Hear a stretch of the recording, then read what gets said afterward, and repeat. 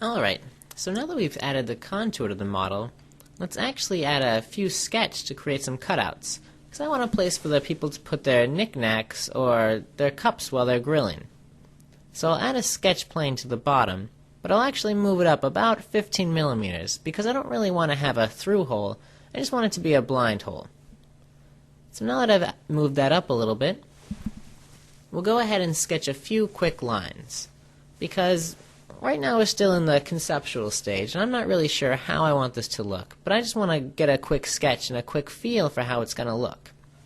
So I'll sketch a quick line on top, and put a couple lines on the side, to get myself basically the 3 different edges that I want, and kind of define them in space.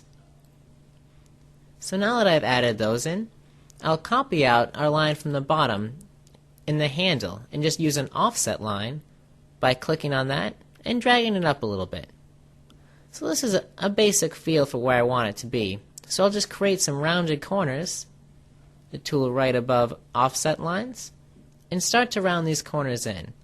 First doing the top, and then doing the sides.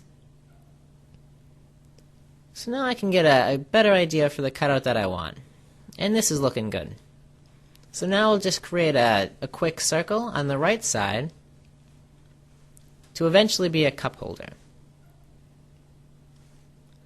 Alright, so I'll go back to 3D, and we actually see that our surface is right in the middle of the model. So I can just scroll through and select on them, and then pull them up to get rid of the material.